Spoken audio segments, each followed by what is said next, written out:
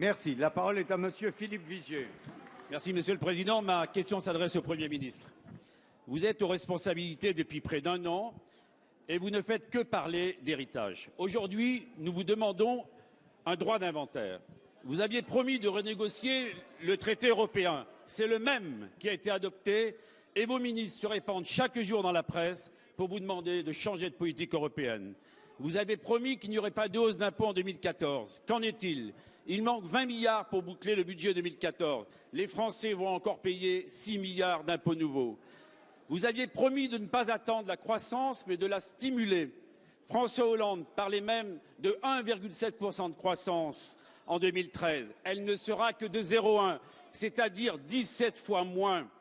Et même votre ami Didier Migaud n'y croit plus. Vous aviez promis un déficit public de 3% en 2013.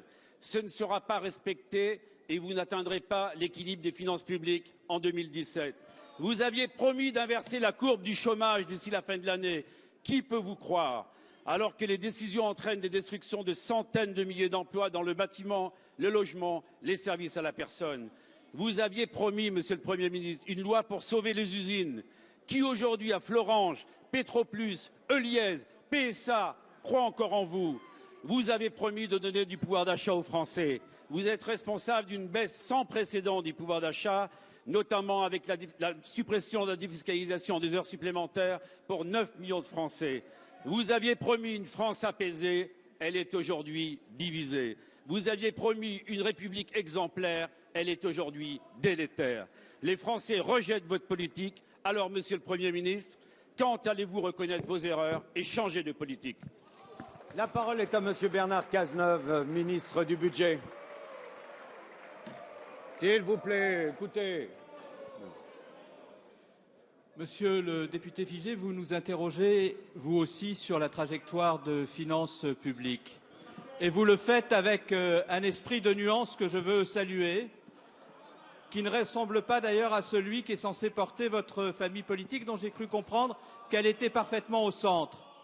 Mais elle n'est pas au centre de la rigueur dans l'analyse de la situation budgétaire, ni au centre de la rigueur lorsqu'il s'agit de l'analyse de la situation économique. Parce que je veux vous rappeler, Monsieur Vigier, qu'au cours des 5 dernières années, vous vous préoccupez de la situation du chômage. Vous avez soutenu un gouvernement qui a créé 700 000 chômeurs de plus. Vous avez pendant 5 ans soutenu un gouvernement qui a laissé la dette doubler.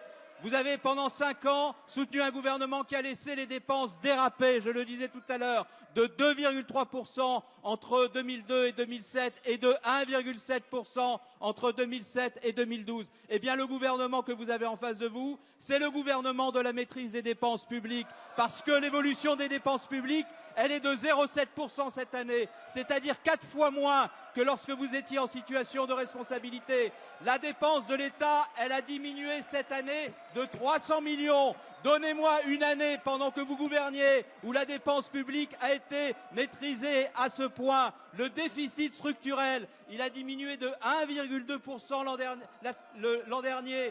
Il diminuera de 1,8% cette année. Il diminuera de 1% l'an prochain. Pouvez-vous me donner une année pendant la période où vous avez exercé les responsabilités, où vous ayez pu afficher un tel résultat? Alors, nous sommes déterminés à créer les conditions du rétablissement des comptes publics. Et ce ne sont pas vos opérations d'enfumage hebdomadaire qui nous empêcheront de le faire. À la fin du quinquennat, nous aurons réussi ce que vous n'avez pas réussi à faire, c'est-à-dire le redressement des comptes publics. Merci.